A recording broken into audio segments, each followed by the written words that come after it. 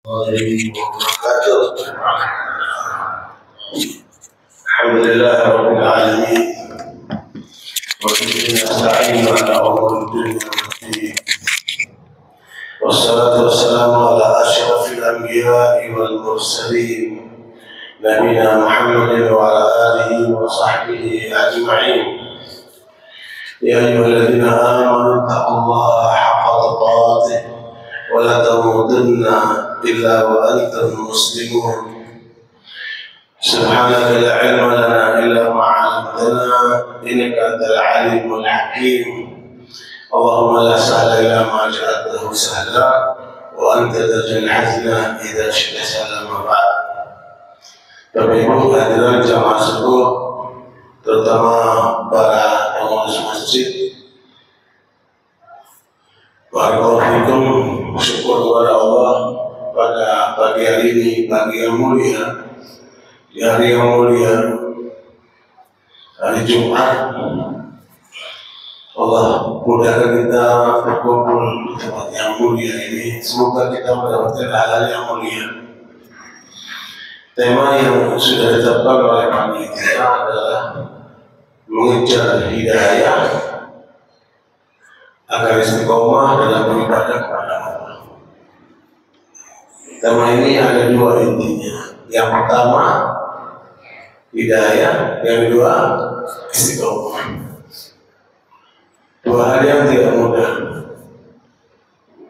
Karena yang paling mahal dalam hidup ini adalah hidayah itu. Penduduk dunia hari ini ada 8 miliar kira-kira.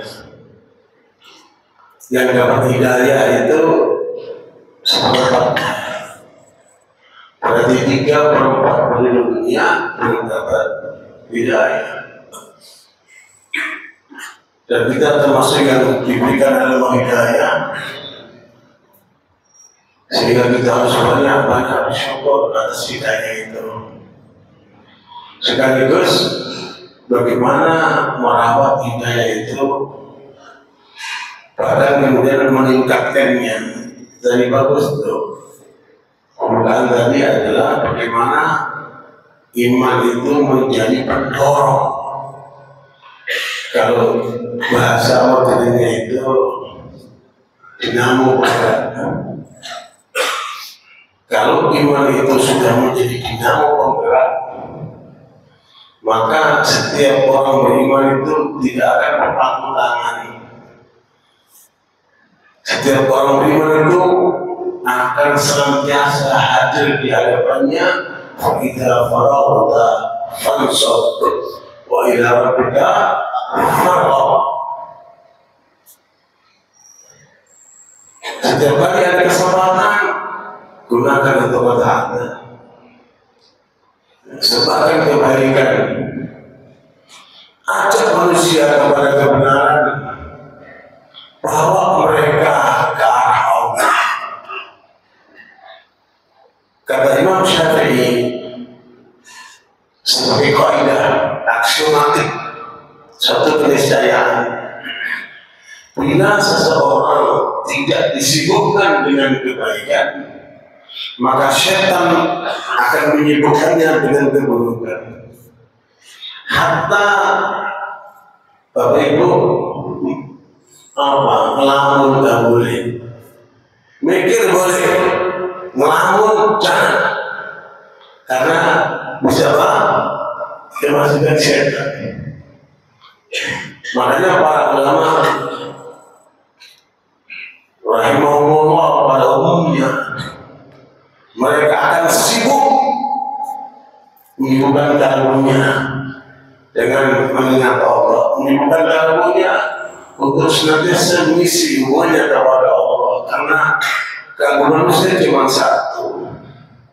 Ma ja'alallahu li rajulin min qalbayni fi jawfihi. Allah tidak menjadikan dalam diri manusia kedua kalbu. Hanya satu kalbu. Kata Ibn Mas'ud, kalau kalbumu tidak kamu sibukkan dengan Allah, maka kalbumu akan lari kepada selain Allah.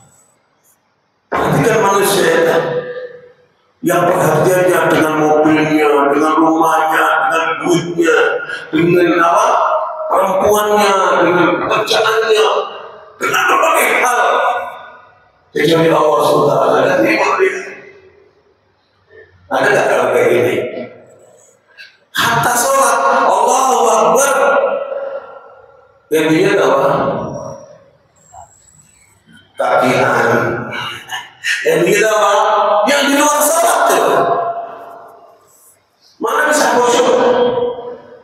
Makanya kalau udah sholat jangan memikirkan yang di luar sholat. Perhatikan yang dalam sholat yang kamu baca itu. Coba tadi lihat bacaan imam, luar biasa. Ya, Allah memberikan petunjuk kepada banyak orang. Sebagaimana juga Allah memberikan kesesatan kepada banyak orang. Luar biasa. Coba kalau kita hayati ayat-ayat yang kita baca, luar biasa. Makanya sibuk-sibukkan akal kita dengan Allah. Cintai istrimu karena Allah. Cintai anakmu karena Allah. Cintai saudaramu karena Allah.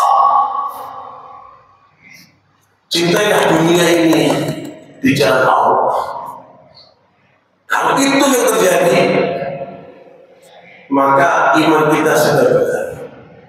Qul inna sholati wa nusuki wa mahyaya wa mamati lillahi rabbil alamin. Seluruh potensi yang kita miliki, ya, mulai keyakinan kita, pikiran kita, ucapan kita, perbuatan kita, kehidupan kita sampai kemana kita arahkan kepada Allah. Itu benar-benar yang surat Al-An'am 102. Allah berkata kepada Muhammad SAW, kita harus mengikutinya. Jangan bilang sayang hidup matiku untuk kamu, saya kenal syirik itu. Hidup mati kita siapa? Untuk Allah. Bilang sama anaknya, Bapak ini mati-matinya demi kamu nak.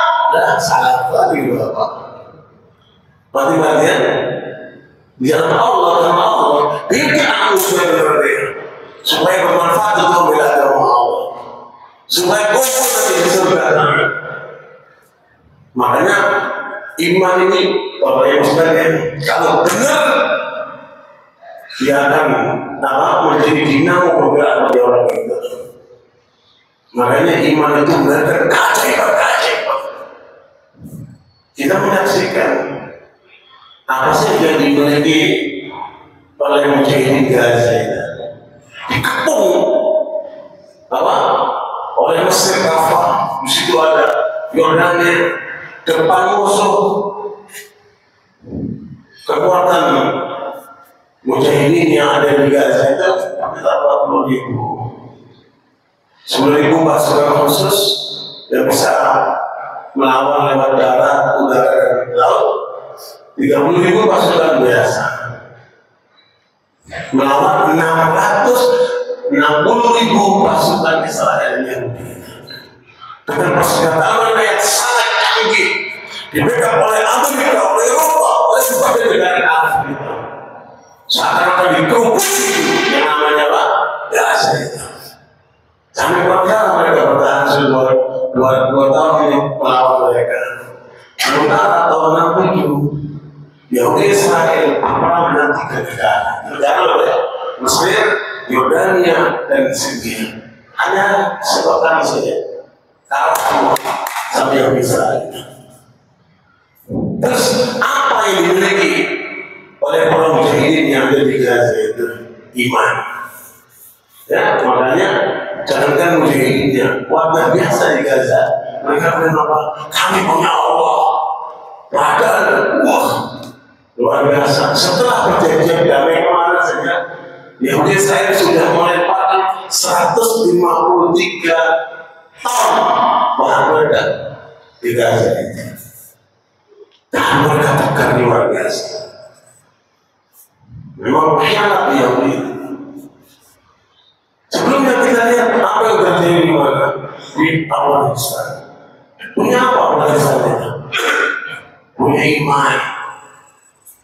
Mengalahkan 2 superpower dunia.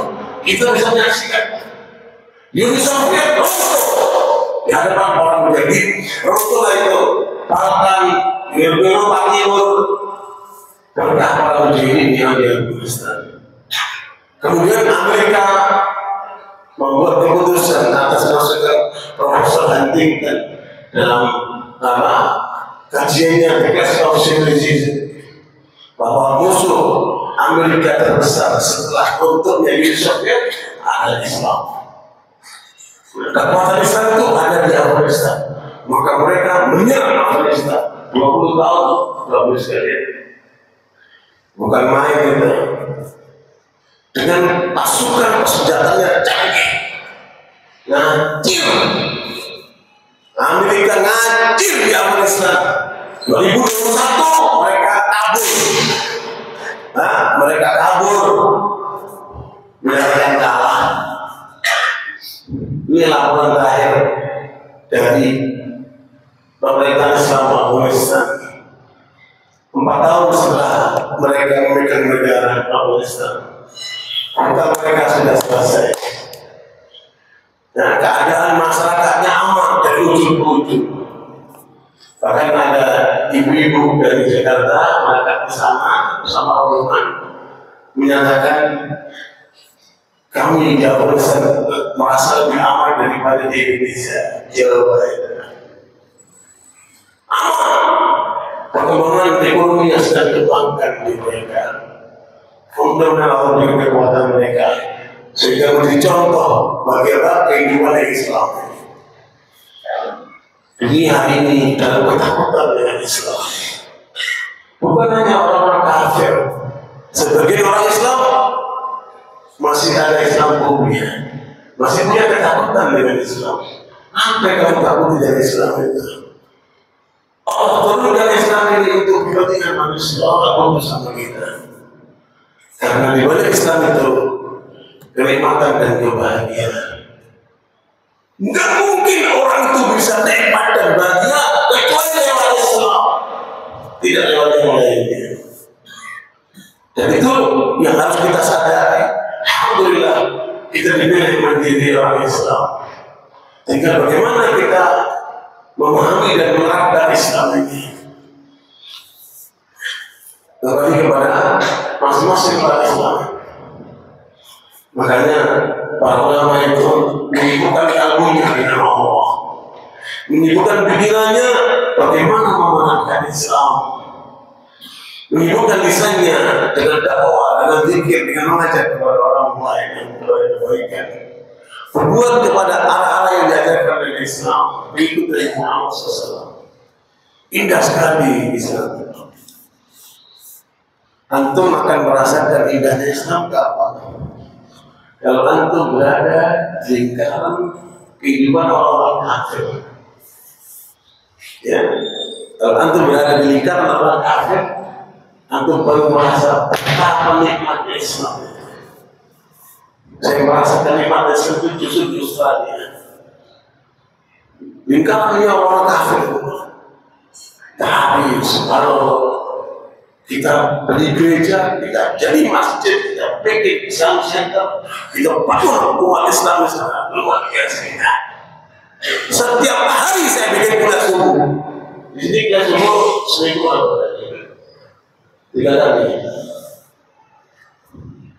Misalnya itu 4 musim Pak, panas, dingin, musim semi, musim gugur. 4 musim tetap kita kuliah subuh setiap hari. Harusnya setiap hari kuliah subuh. Ya, meskipun 10 menit lah. Ya. Di sebagian tempat kuliah subuh itu belum mandor. Kota santri di tempat kami di bagian itu kalau Ramadan baru nanti kuliah subuhnya setiap hari. Kalau nggak Ramadan ya udah tunggu hari Yahudi masuk ke Nasoro. Hari Yahudi Sabtu, hari Nasoro itu. Alhamdulillah ini hari Jumat masih ada kuliah subuh di sini. Mudah-mudahan berikutnya ditingkatkan.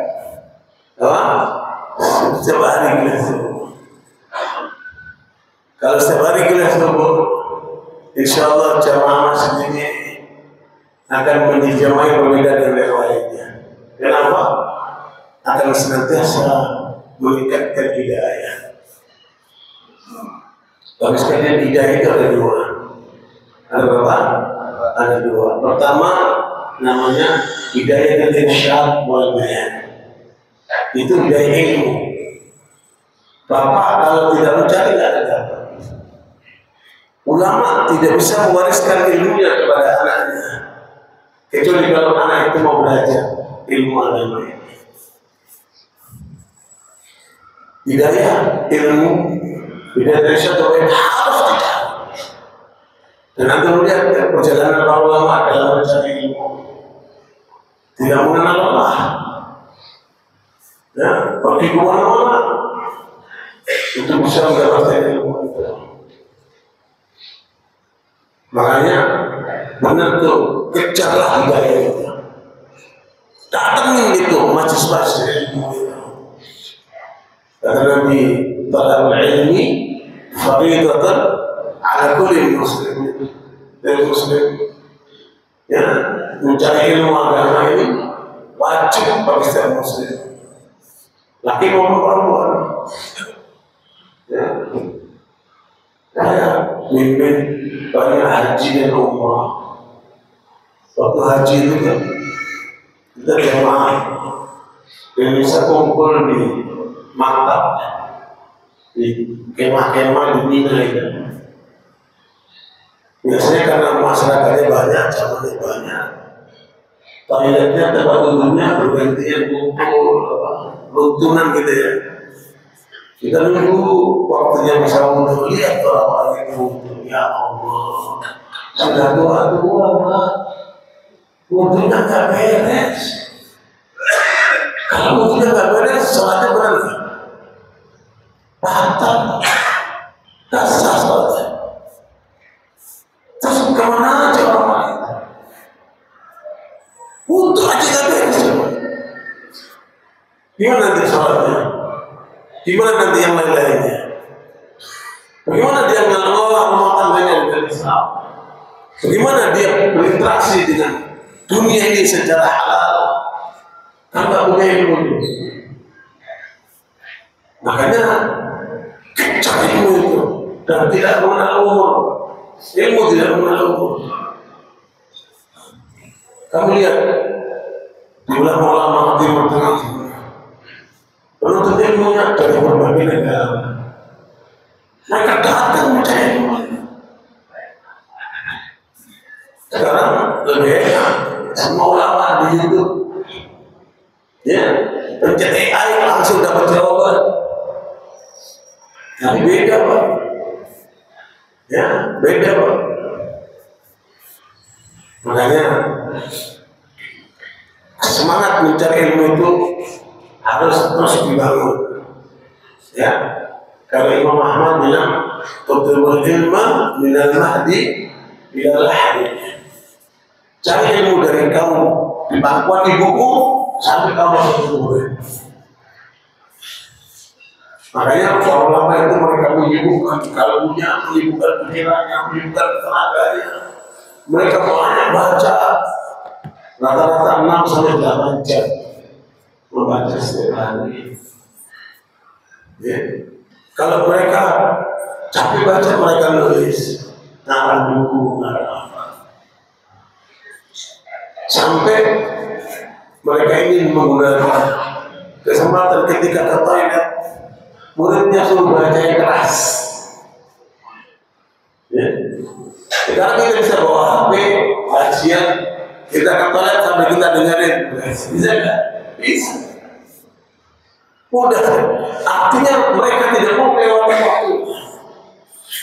Kalau mereka capek nulis, mereka berzikir. Jadi capek mata, capek telinga, capek tangan, capek kaki, mereka berzikir. Capek berzikir, mereka mikir. Capek mikir, tidur. Ya. Mereka memaksimalkan waktunya luar biasa. Makanya kita lihat hasil karya mereka. Masih muda-muda udah luar biasa ilmu. Imam Syafi'i, Imam Nawawi, Imam Malik, luar biasa. Kalau mau menekuni, ya Allah menyatakan pada ayat 42 surat Asy-Syura di dalilnya bahwa ilmu itu harus dicari, harus dikejar, harus dipelajari.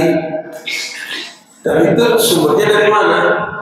Dari Nabi Muhammad SAW. Wa kadzalika auhayna ilaika ruhan min amrina.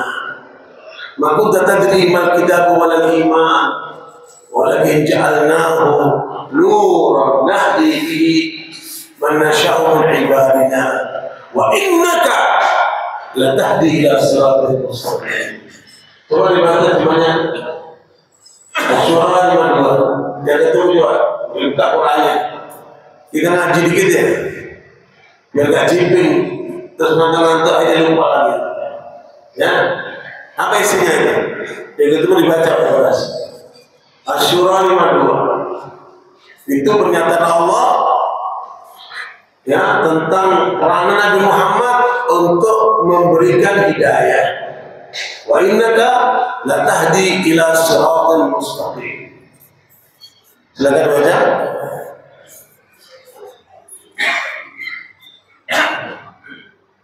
Demikianlah kami mewahyukan padamu Nabi Muhammad huruf Al-Quran dengan perintah kami. Sebelumnya engkau tidaklah mengetahui apakah kitab Al-Quran dan apakah iman itu. Tetapi kami menjadikan Al-Quran cahaya yang dengannya kami memberikan petunjuk siapa yang kami kehendaki di antara hamba kami. Sesungguhnya engkau benar-benar membimbing manusia kepada jalan yang lurus. Subhanallah. Allah sebutkan Al-Quran dengan nama Ruh. Maknanya apa? Ruh kita ini tidak akan pernah sehat kecuali diisi Al-Quran. Makanya orang kalau jauh dari Al-Quran, makanan dia. Rohnya makanan. Ya. Terus kemudian tawah gelap. Gelap semua dia. Allah bilang makanya Bapak Ibu jangan ada hari tidak baca Quran. Karena ini apa? Konsumsi roh. Barat maupun timur tidak paham tentang roh. Karena roh tidak bisa dicapai oleh panca indera mereka. Seluruh ilmu manusia timur sampai barat meraih ilmu itu hanya dengan panca indera. Sementara roh tidak bisa dicapai dengan panca indera. Dari mana kita dapat ilmu roh? Dari Allah. Makanya roh Bapak Ibu, ya, kapan hilang dari kita? Dalam mati. Selama Bapak Ibu masih hidup bergerak, berarti apa? Ada rohnya. Bapak Ibu makan sehari berapa kali sehari? 3 kali. Bapak Ibu sholat berapa kali sehari? 5 kali. Kenapa lebih banyak sholatnya daripada makannya? Nah, karena itu konsumsi rohani. Makanya orang nggak sholat pasti makan. Jiwanya hampa. Bapak kenal Dale Carnegie. Dale Carnegie itu ilmuwan tingkat dunia, ahli komunikasi. Dia bikin buku yang menarik sekali. How to influence the people. Bagaimana kamu mempengaruhi orang? Ilmu komunikasi dibaca oleh ratusan juta manusia. Kaya raya, terkenal. Tapi kemana dia? Bunuh diri, Pak. Apa arti ilmu harta dan apa popularitas mereka? Ujungnya apa? Bunuh diri. Kenapa? Dia nggak mau Allah. Dia nggak menemukan kebahagiaan itu. Bapak lihat yang namanya lagi daya, kurang apa? Ya, kurang apa ya? Cantiknya, suaminya itu pangeran, tinggalnya di istana, kurang apa? Tapi ternyata tidak bahagia, kabur dari istana dia. Alhamdulillah, sebagian kita masih kontrak rumah, makan kadang-kadang pas-pasan. Ya kumpul keluarga, alhamdulillah masih sehat, makan enak. Ternyata di sana banyak orang-orang yang kehidupannya mewah yang luar biasa, tapi tidak mendapatkan jawabannya. Kenapa? Karena mereka punya dosa. Kalau mereka namanya empty soul, jiwanya kosong, rohnya kosong. Bapak kalau jauh dari Al-Quran pasti merana. Makanya isi kehidupan kita dengan Al-Quran 5 aja berbaik. Baca Quran, kan? Pahami Al-Quran, baca dan langsung hafalkan. Baca hafalkan, pahami Al-Quran, amalkan Al-Quran, ajarkan Al-Quran, berhukum dengan Al-Quran. 5. Wajiban muslim. Kalau kita hadirkan Al-Quran dalam kehidupan kita, apa kata Allah? Ada kata Allah? Allah cahayai dalam diri orang itu. Wakadzalika wahayna ilaika ruhan min amrina. Ini roh ini Pak, konsumsi roh. Makum data terima kita boleh Muhammad. Tidak tahu apa-apa tadi ini. Siapa yang dari Allah? Muhammad tidak pernah belajar sama manusia. Allah yang mengajarkan dia. Apa itu Al-Quran beriman? Walakin ja'alnahu nuran nahdi bihi man nasya'u min ibadina. Dengan Al-Quran Allah cahayai jiwa-jiwa orang beriman. Jangan dipadamkan. Gimana memadamkan jiwa? Dengan maksiat. Yang jauh dari Allah, dengan banyak melanggar Allah, terjadi pemadaman. Bapaknya kan, kalau lagi terang tuh mati, gimana itu rasanya? Ya, kayak semalam lagi pengajian, tahu mati. Rasanya apa? Gelap. Jangan sampai kita mengalami kegelapan. Makanya cahaya itu sangat. Ini luar biasa. Nah, pernyataan yang terpenting yang kita bahas ini, hidayah irsyad wa bayan, Allah berikan Nabi Muhammad untuk mengajarkan umat manusia. Wa innaka la tahdi ila siratal mustaqim. Makanya hidayahnya sudah sambut. Belajarlah. Masa Al-Quran datang dari berbagai penjuru, menjumpai yang mau belajar. Di Masjid Nabawi itu Pak, di bagian belakang ada 70 orang miskin dari berbagai daerah belajar sama Nabi, dikenal dengan ahli surga. Itu nanti menjadi cikal bakal pesantren.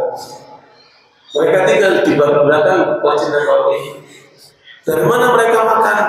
Dari masyarakat. Ya? Ada yang ngajak makan siang, ada yang ngajak makan malam, ada yang tidak ada sarapan. Pimpinan rombongan itu, ketua kelasnya namanya Abu Hurairah. Abu Hurairah cerita pernah beliau tidak ada yang ngajak makan sampai 3 hari, dan nggak pernah minta. Akhirnya ada lapor buat makan, enggak. Mereka tidak diajari begitu. Yang diajari itu minta-minta begitu, dilarang minta-minta mereka Nabi. Sampai saking laparnya dia deketi Abu Bakar supaya diajar makan. Ternyata nggak ada juga. Deketi Umar supaya diajar makan, nggak ada juga. Tapi nggak nyampe. Apa kalau mau kasih makan enggak? Mereka jiwanya mulia. Dan itu orang miskin semua. Sampai 3 hari nggak makan gimana? Mulai karena bosan. Ketika Nabi sholat zikir, kemudian Nabi kembali ke belakang, Nabi berzikir sambil lihat mukanya sahabat itu. Ini banyak imam kita cuma dirinya jadi nggak pernah lihat alaunya. Ada yang salah dengan imam kita. Perhatikan makmummu itu. Ya, ada yang sakit, ada yang punya kebutuhan. Makanya kalau bisa imam itu punya ilmu firasat. Ilmu firasat. Ya, Imam Syafi'i termasuk ahli dalam ilmu firasat. Lihat orang langsung bisa mengenalkan, karena itu pandangan iman. Nabi lihat ini punya masalah, ini sedang tidur dia kan? Lihat Nabi Muhammad SAW, Abu Hurairah kayak begini. Ini jelas belum makan ya. Karena saya salah, saya pikir Nabi memberikan isyarat ke rumah. Kata Abu Hurairah, alhamdulillah, maka makan ini. Lapar di hari.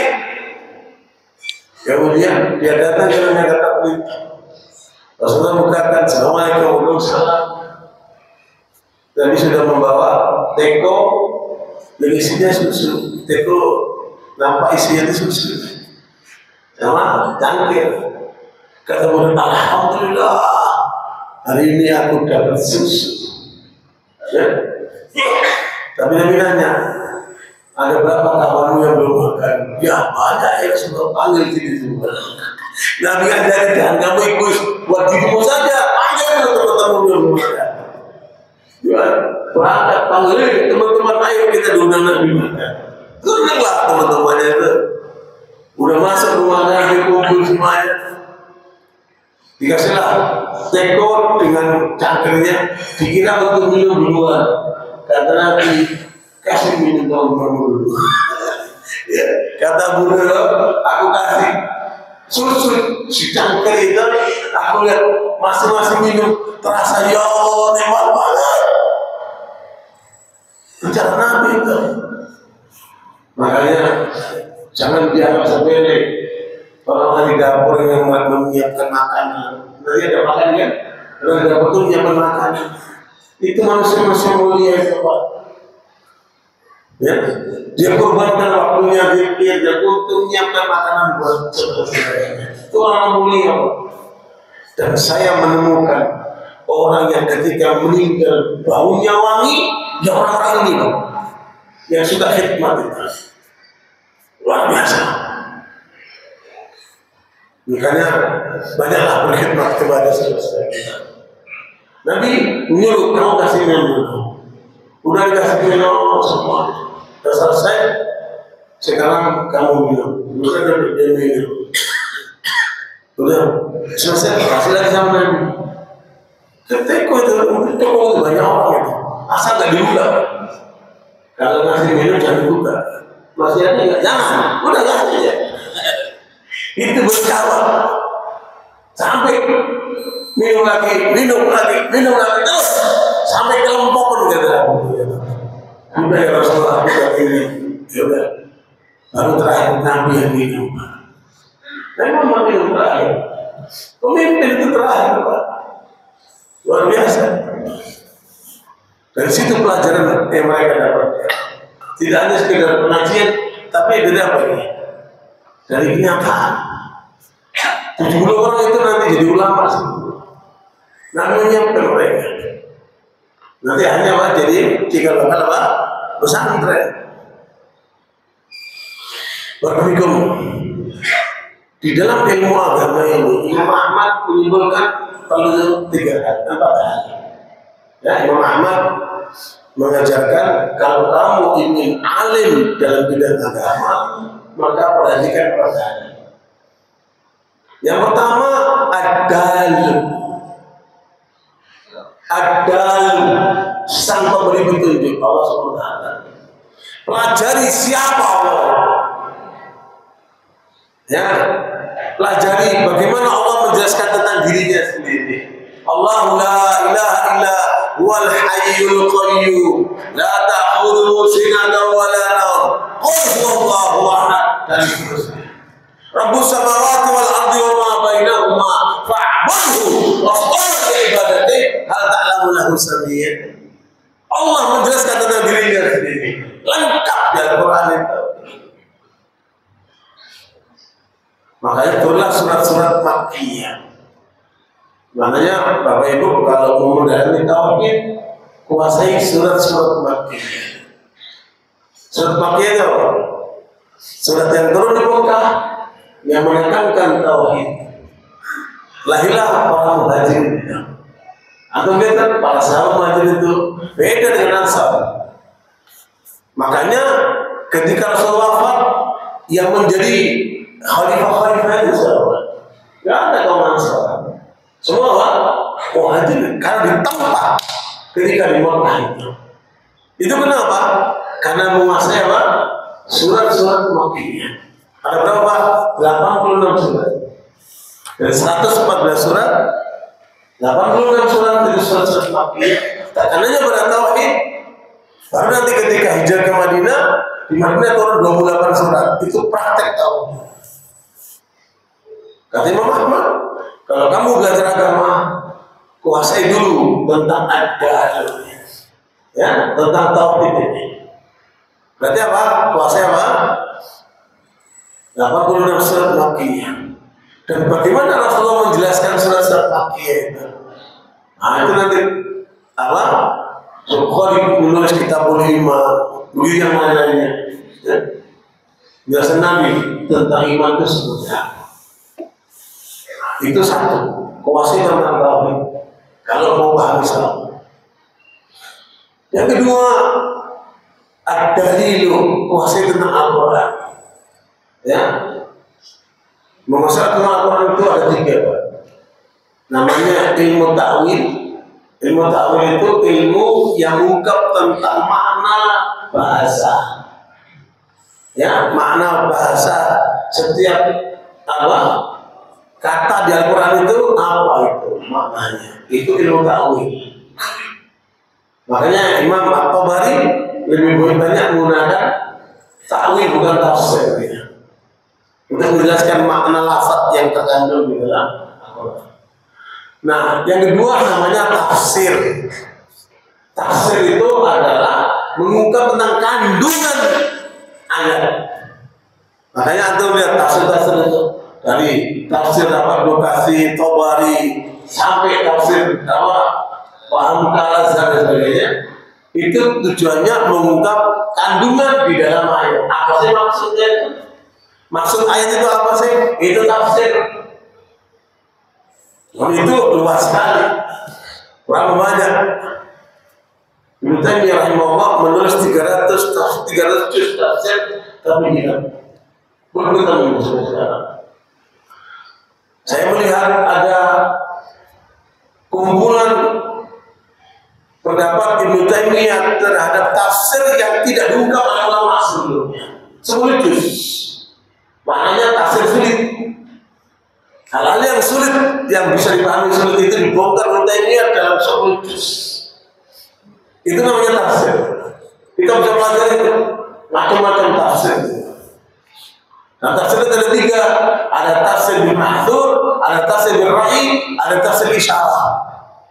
3 macam bentuk tafsir. Kemudian yang ketiga adalah namanya tadabbur.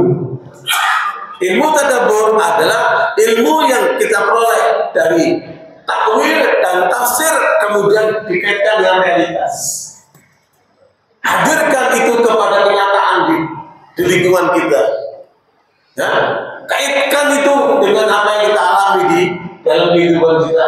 Artinya membumikan Al-Quran dalam kehidupan. Namanya apa? Tadabbur.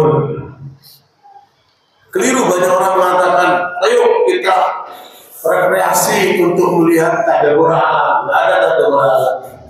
Kalau tadabbur apa? Al-Quran. Kalau alam namanya tafakkur.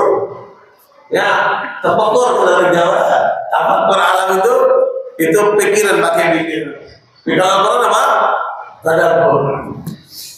Nah, kalau kita pahami dalil Al-Quran baik yang Makkiyah maupun Madaniyah dengan 3 metode ini, nah insya Allah kita paham Al-Quran.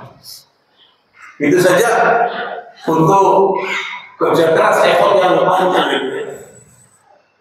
Itu kata Imam Ahmad. Pertama apa? Ad-dalil. Yang kedua ad-dalil. Yang ketiga al-mubayyin. Pelajari tentang apa yang diajarkan Nabi, baik tentang ad-dalu ataupun tentang ad-dalil. Rinciannya ada pada Nabi, sunnah Nabi. Dalam sunnah Nabi itu rincian Islam. Makanya kalau mempelajari Nabi itu dari 6 sudut. Berapa?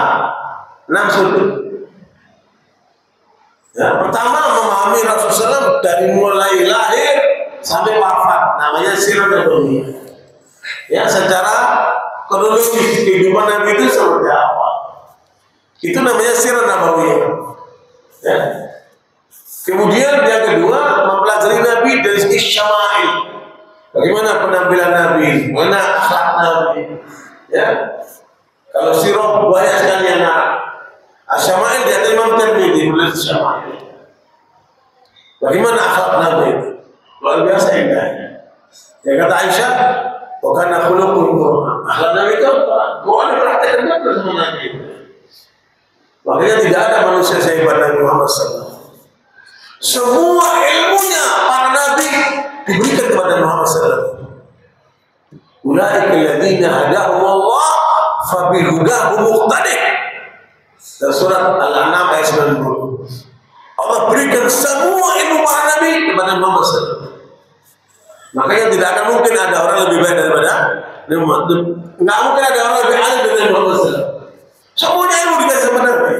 124.000 nabi, 313 rasul yang pernah diutus ke muka bumi ini, semuanya ilmunya dikasih kepada Nabi SAW. Hebat Nabi kita. Lah kamu umatnya ngantuk gitu. Harusnya umatnya ini memimpin dunia, Pak. Umat Islam ini harusnya memimpin dunia, Pak.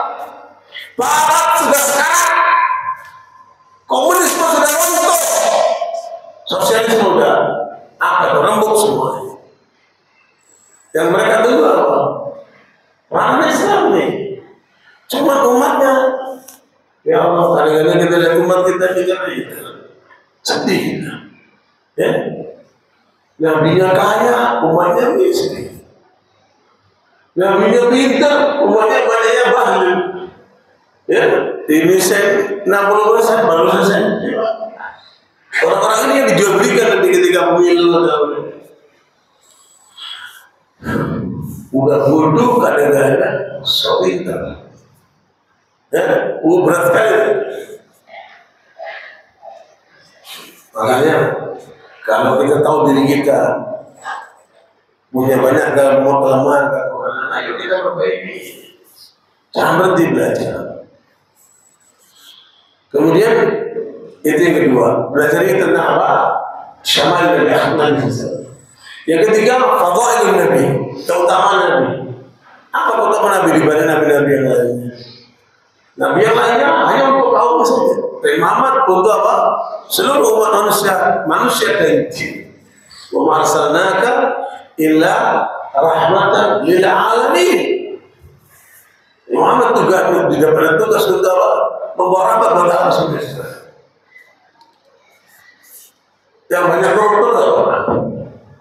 Yang banyak koruptor apa? Orang Islam.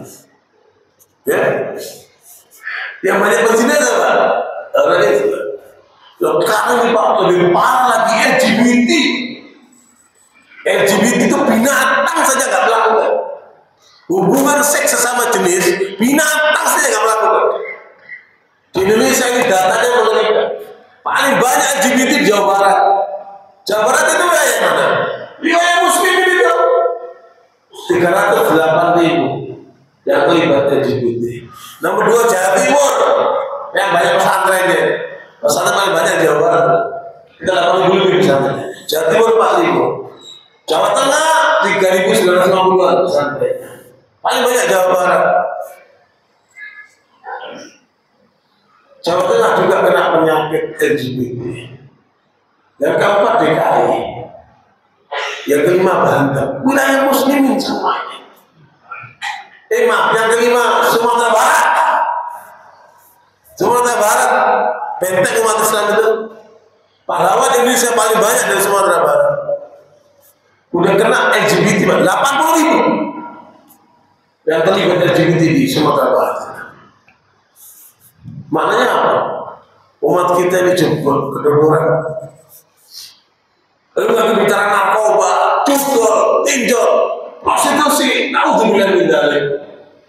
Ini menimpa umat ini. Terus dari mana perbaikannya? harus dari masjid, harus dari rumah-rumah itu. Harus buka itu pikirannya itu, kasih ilmu itu, supaya tahu kamu terus dalam pelanggaran Allah, nanti kamu akan terbilang kamu dalam kegelapan. Dan itu mungkin dua, terang atau gelap.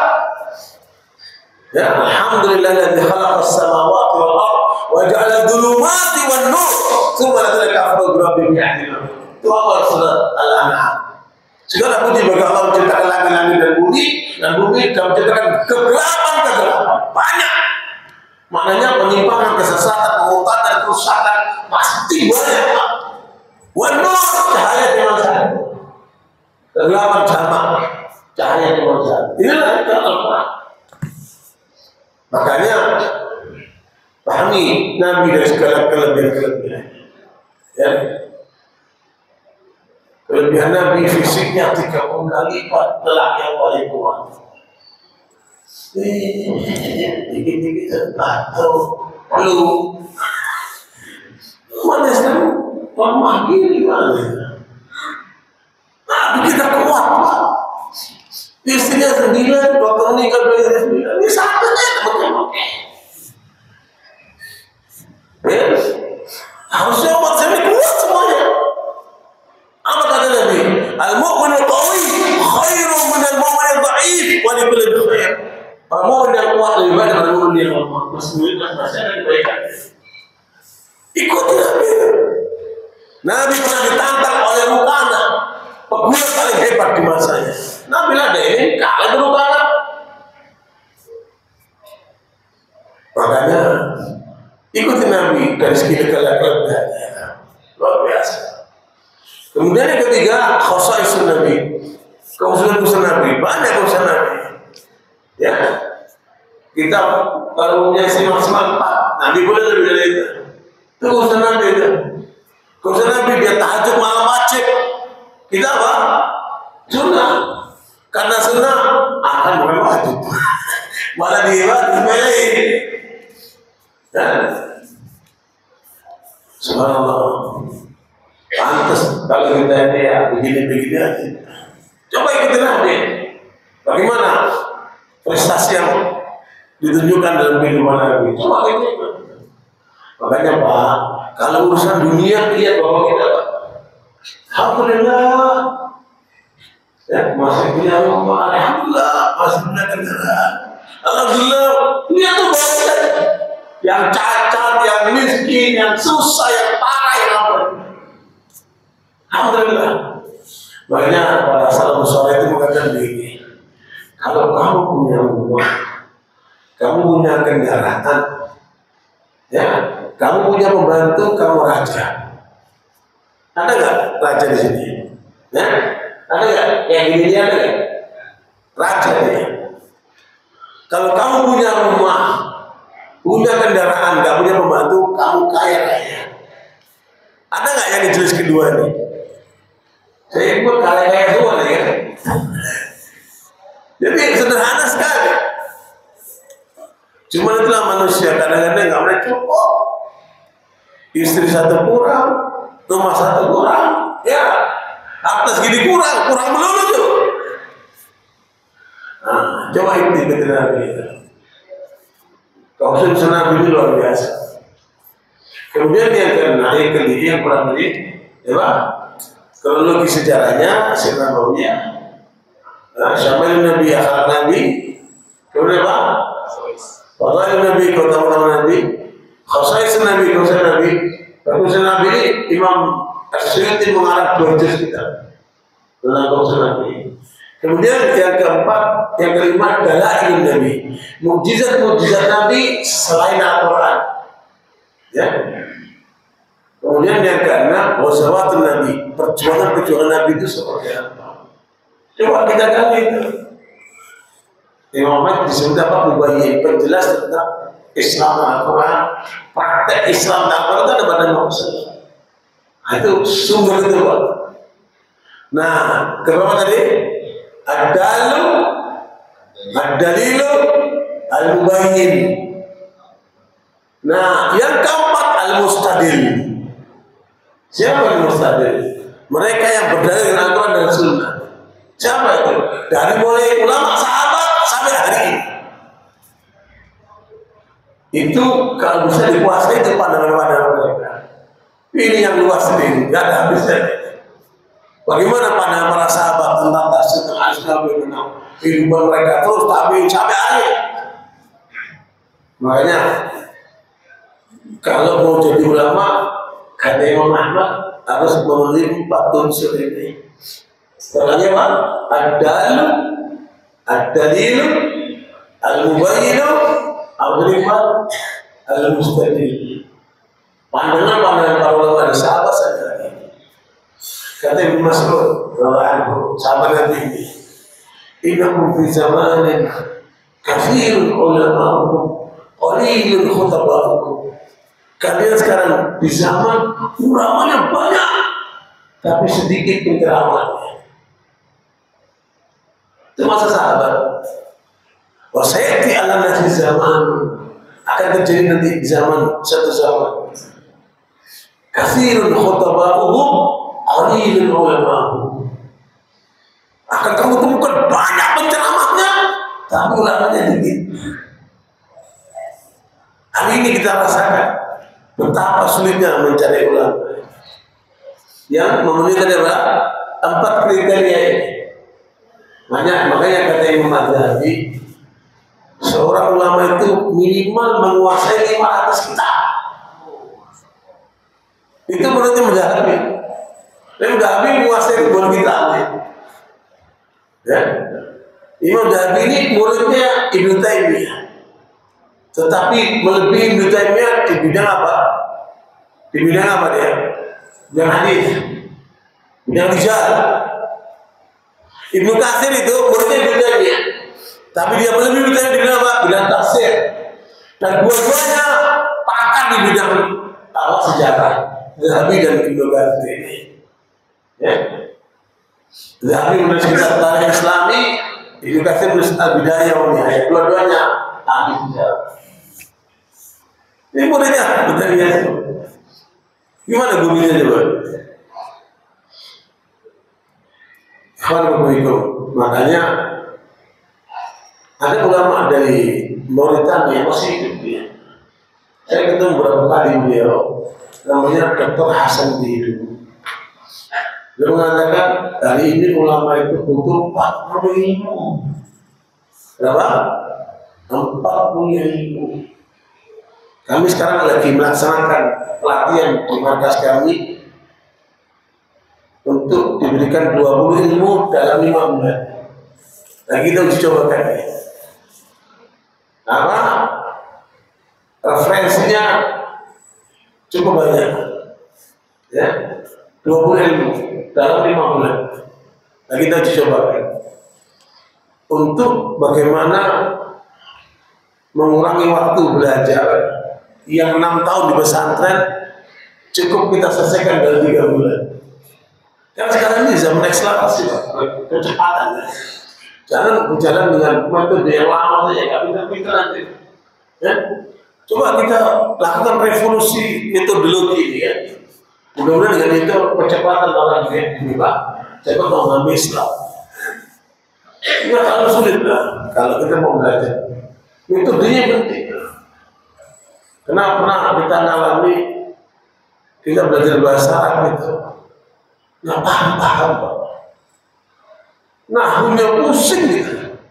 Ya, apalagi belajar bahasa Arab, ya Allah. Karena ternyata salah di metodologi Pak. Ini anak di pesantren 6 tahun belajar bahasa Arab masih nggak becus. Ketika saya masuk LPPA dulu, namanya Libya sekarang, itu metodologinya baru. Beberapa bulan aja udah kita kuasai. Khutbah pakai bahasa Arab, Arab pakai bahasa Arab. Ternyata salah di metodologi kita. Sekarang belajar bahasa Arab nggak perlu lama-lama, cukup 6 bulan, nggak perlu 6 tahun. Dengan metodologi yang baru, jago, nulis, bicara, ya, mendengarkan dan yang lainnya. Metodologi yang harus kita ubah. ya, supaya umat ini maju. Assalamualaikum. Itu apa tadi? Al-Mubayyin, apa tadi? Al-Mustaddil. Kata ulama dari apa tadi? Muridkan ini, ulama ini butuh 40 ilmu. Terbuka pikirannya. Ya, memang ilmu ini gak ada habisnya. Dia lautan tidak bertepi. Ilmu yang bersumber dari apa? Ilahi itu disebut dengan Rabbani. Alimun Rabbani. Ya, ilmu yang bersumber dari manusia juga tidak sedikit juga.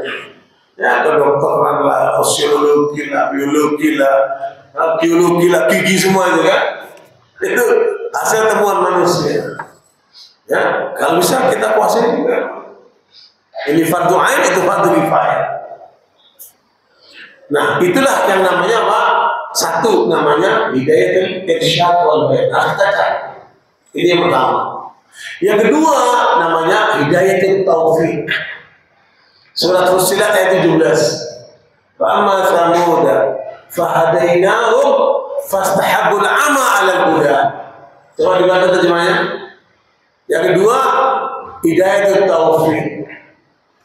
Hidayatul taufik ini adalah prerogatif Allah. Belum tentu orang yang belajar agama itu mempraktekkan apa yang dia katakan. Nah, praktek dalam ilmu agama itu hak prerogatif Allah. Makanya jangan lupa doa sama Allah. Untuk apa? Dimudahkan mempraktekkan ilmu yang kita peroleh. Berapa banyak orang yang belajar ilmu agama? Ada sebatas ilmu di kepalanya atau catatan di bukunya, tapi tidak dalam bentuk prakteknya. Kenapa? Dia tidak dapat taufik. Itu ayat yang maksudnya surat Fussilat ayat 17. Ada tentang Samud, mereka kami beri petunjuk, tetapi mereka lebih mencintai kesyirikan daripada tauhid. Lalu mereka ditimpa oleh sambaran petir yang menghancurkan dan membinakan mereka karena perbuatan syirik mereka. Terus Samud, kaumnya Nabi Saleh. Akhirnya Allah azab mereka. Dikasih petunjuk nggak mau, sehingga mereka menolak apa? Hidayah itu. Gak dapat hidayah itu. Bukan kita kejar, kita minta sama Allah. Allah akan mudahkan. Hari ini, Bapak sekalian, kalau kita pelajari tentang gerakan orientalisme di Barat, di Jerman, di Inggris, di Amerika, di berbagai negara, kelompok kafir tapi mendalami Islam. Ada ahli tafsir, ada ahli hadis, ya, ada ahli sejarah Islam, ada ahli bahasa, nama, ya, profesor, luar biasa. Mereka belajar Islam setiap hari 4 jam. Tidak berapa jam. Belum 1 jam berapa jam? Tidak. Semangat mereka luar biasa. Di Israel, Pak, Yahudi, mereka pelajari Islam sampai bikin perguruan tinggi Islam. Tidak akan diangkat seorang anggota Mossad intelijen Yahudi ini kecuali dia harus masuk di sini. Dia harus kuasa Islam. Saya punya laporan pendalaman laporan di Israel segini, Pak. Laporan kegiatan pendalaman laporan di Israel. Persis seperti kata Allah, ya'rifunahu kama ya'rifuna abna'ahum. Mereka tahu Islam, Al-Quran, tahu tentang Muhammad seperti mereka mengenal anaknya sendiri. Antum kenal nggak sama anaknya? Antum kenal nggak sama anaknya? Dari jauh itu anaknya itu, gerak itu anaknya itu, ya. Seperti itu mereka mengenal Al-Quran, seperti itu mereka mengenal Nabi Muhammad SAW. Kental sekali, Pak. Kok kita kemudian sebagai umat Islam tidak punya semangat itu? Tapi mereka hanya dapat hidayah itu irsyad dengan ilmu mereka dalami, kalau mereka gali. Tapi banyak mereka tidak dapat apa? Yang masuk dapat taufik masuk Islam, jadi mu'alafnya. Itu berarti apa? Dapatin apa? Hidayah dan taufik. Makanya kita butuh satu atau dua-duanya. Kita butuh satu dua-duanya. Itulah yang kita minta dalam salat kita. Ihdinas siratal mustaqim. Ya, seperti tadi temanya, kejarlah hidayah untuk meraih apa? Istiqomah dalam ibadah kepada Allah. Lihat aja, ihdinas siratal mustaqim. Ya Allah, berikanlah hidayah kepada kami, hidayah irsyad wal bayan, agar kami istiqomah di atas jalanmu yang lurus. Keren banget. Berapa kali Bapak Ibu baca itu setiap hari? Sholat wajib 19 kali, 12 rakaat. Tambah sunnah 12 rakaat. 2 rakaat sebelum subuh, 4 rakaat sebelum zuhur. Berarti berapa? 6. 2 rakaat setelah zuhur, berarti berapa? 8. 2 rakaat setelah maghrib, berarti berapa? 10. 2 rakaat setelah isya, berapa? 12. Berarti berapa semuanya? 17 ya. 17 ditambah 12. Jadi berapa? 29. Itulah jumlah kalimat dalam Al-Fatihah. Jumlah kalimat dalam Al-Fatihah ada 29. Makanya kita minta kalau kita praktekkan yang wajib dan sunnah, berarti 26 kali kita ihdinas siratal mustaqim, supaya dapat hidayah, taufik wal bayan, dan hidayah irsyad wal bayan, dan hidayah apa? Ini yang namanya ilmu, ini yang namanya amal. Makanya ihdinas siratal mustaqim minta apa itu? Minta supaya dimudahkan untuk mendapatkan ilmu yang benar dan mengamalkan yang konsisten di atas jalan yang lurus. Sebenarnya jalan yang lurus ini kalau diterangkan akan paham. Karena waktunya sudah habis, paling tidak saya kasih isyarat saja. Ya, istiqomah itu masuk kategori afiyah. Suatu kali Nabi SAW ditanya oleh seorang, ya Rasulullah, ajarkan kepadaku doa yang terbaik. Alimni afdalat doa. Orang ini riwayat Anas bin Malik. Ada orang datang ke Nabi minta, dan itu berkali-kali orang itu minta. Nabi mengajar yang sama. Nah, Bapak Ibu harus hafal nih doa ini. Apa dia janjikan Nabi? Doa yang terbaik. Allahumma inni as'aluka al-afwa wal afiyata fid dunya wal akhirah. Ya Rasulullah, Allahumma inni as'aluka al-afwa wal afiyata fid dunya wal akhirah. Ya Allah, aku minta kepadamu ampunan. Ya, Allahumma innaka afuwun tuhibbul afwa fa'fu anni. Itu dibaca biasanya pada malam Lailatul Qadar ya. Karena harapan orang beriman selalu ingin supaya diampunkan dosanya oleh Allah, diberikan husnul khatimah, dan dimasukkan ke dalam surga berjumpa sama Allah. Itulah harapan orang beriman. Ya, bukan rumah, bukan mobil, bukan aset. Kalau orang beriman tiga itu, kata Ali bin Abi Thalib, diampunkan dosa-dosanya, meninggal husnul khatimah, masuk surga berjumpa dengan tiga itu harapan kita. Makanya Nabi mengajarkan, ya Allah, aku minta kepadamu ampunan. Kita paham semua. Terus apa itu al-afiyah? Apa itu al-afiyah? 10 ilmunya, 10 pengertiannya. Dan ujungnya adalah istiqomah. Kayaknya perlu diulang lagi. Ya, judulnya bekal menghadap Allah. 10 ini Pak isinya. Terakhir apa? Istiqomah. Itu namanya afiyah. Kalau kita dapat afiyah, berarti dapat semuanya. Ya, karena waktu kita udah habis, paling tidak jangan lupa doa itu. Allahumma inni as'aluka al-afwa wal afiyata fid dunya wal akhirah. Di antara kandungan afiyah adalah istiqomah. Dan itu sebelumnya ada 9 lagi. Nah, itu perlu dijelaskan. Insya Allah lain waktu kita berjumpa lagi, ya. Karena waktunya sudah masuk syuruk, ada jauh. Nah, ada jauh. Nggak ada, karena mau masih makan semua. Ya. Terima kasih atas perhatiannya. Dan bahkan sebenarnya kita cukupkan kajian kita masih 5:30. Semoga bermanfaat buat kita sekalian. Allah terima amal kita sebagai amal saleh, dikumpulkan di dunia sampai di akhirat dan surga insyaallah. Wassalamualaikum warahmatullahi wabarakatuh. Subhanakallahumma wa bihamdika asyhadu an la ilaha illa anta astaghfiruka wa atubu ilaik. Walhamdulillah. Wassalamualaikum warahmatullahi wabarakatuh. Yang saya suruh, tidak ada sana.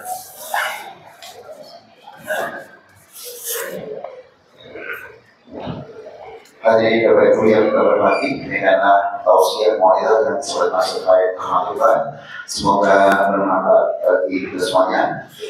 Di bawah sudah disediakan untuk makan pagi, monggo seadanya dihadapi. Semoga Allah memberikan kemudahan dari seluruh urusan kita. Kita akhiri, subhanallah wa bihamdika, asyhadu an la ilaha illa anta, astaghfiruka wa atubu ilaik. Assalamualaikum warahmatullahi wabarakatuh.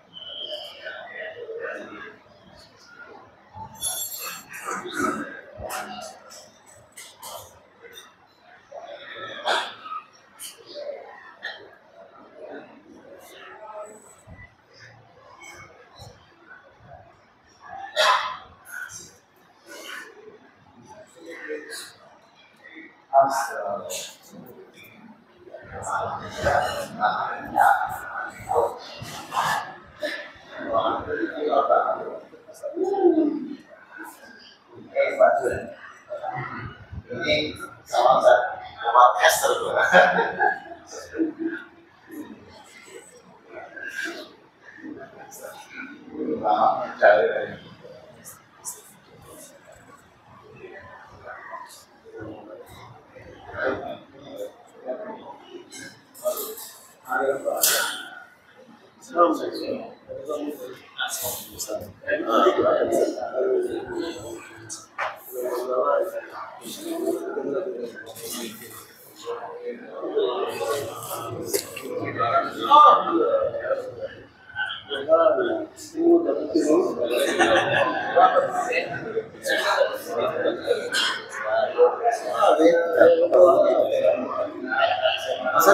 Kita ngobrol di bawah ya.